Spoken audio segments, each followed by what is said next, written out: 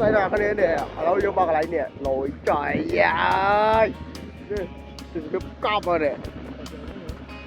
ô em này rồi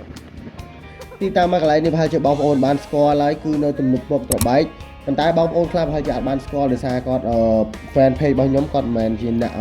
តកៅសទេគាត់អាចមានខេត្តផ្សេងផងដែរអ្នកនរគ្នានេះគឺជាទីតាំងមកកន្លែងដែលបងប្អូននិយមតែមកអង្គុយលេងពេលល្ងាចឡើងសម្រាប់លំហែអារម្មណ៍អីចឹងណាហើយខ្ញុំក៏បានមកលេងដែរព្រោះអីខែនេះគឺខែប្រហែលជាខែ2អ្នកនរគ្នាច្រឡំប្រហែលគឺខែ2អញ្ចឹងយើងមកលេងនៅមានទេសភាពខៀវដោយសារអីបងប្អូនប្រជាពលរដ្ឋនៅជុំវិញមាត់បឹងនេះគឺគាត់អាស្រ័យផលជាមួយនឹងទឹកបឹងនេះអ្នកនរគ្នាអញ្ចឹងទេសភាពគឺនៅអែមដដែលបងប្អូនដែលចង់មកអង្គុយលេងអាចមកអង្គុយលេងបាន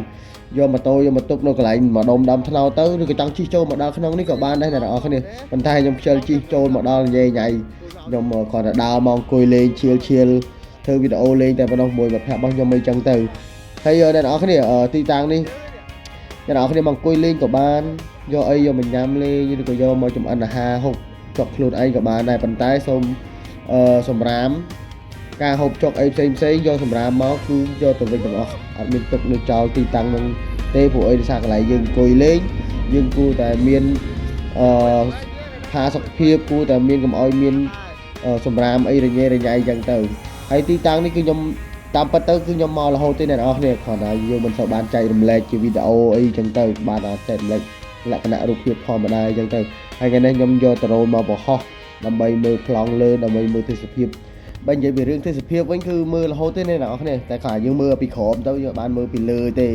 ឡូវខ្ញុំនឹងបង្ហោះប្លង់ដ្រូនពីលើហើយខ្ញុំអត់បានបង្ហោះពេញទូទាំងមកបឹងទេគឺខ្ញុំបង្ហោះមួយចំហៀងខាងលិចអ្នកនរគ្នាដោយសារមួយចំហៀងខាងលិចខ្ញុំវាមានកន្លែងអង្គុយលេងស្រួលអីចឹងទៅមានទេសភាពស្អាតមានដើមត្នោតមានស្រូវបងប្អូនដែលគាត់ព្រោះមានដំណាំផ្សេងចឹងហើយបើសិនជាបងប្អូនស្មុគស្មាញពីការងារអីមកអង្គុយលេងឈៀលថ្ងៃងាយឡើងហូបជាមួយនឹងចាក់ក៏ត្រូវដែរទេសភាពបែបនេះចឹងអ្នកនរគ្នាអាចមកលេងបានហើយវីដេអូខ្ញុំក៏មានតែប៉ុណ្្នឹងទេអ្នកនរគ្នាអរគុណច្រើន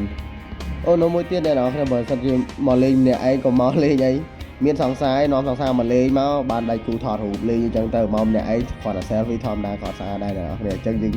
មកជាគូមកមានមិត្តភក្តិមកជាមួយមិត្តភក្តិមានសង្សារមកជាមួយសង្សារទៅថតរូបលេងមិនស្អាតមកម្នាក់ឯងគឺអត់ស្អាតទេអ្នកនរគ្នាតែសម្រាប់អ្នកសេះអីមកអង្គុយលេងម្នាក់ឯងបានព្រោះអីនៅកន្លែងហ្នឹងស្ងាត់ប៉ុន្តែវានៅក្បែរផ្លូវដែរអ្នកនរគ្នាប្រហែលជា200ម៉ែត្រជាងទេទៅពីផ្លូវមកអញ្ចឹងអរគុណច្រើនបាយឥឡូវយើងទៅវិញហើយអ្នកនរគ្នាបើសិនជាចង់មកលេងបានស្អាតណាស់អ្នកនរគ្នាហើយផ្លូវចូល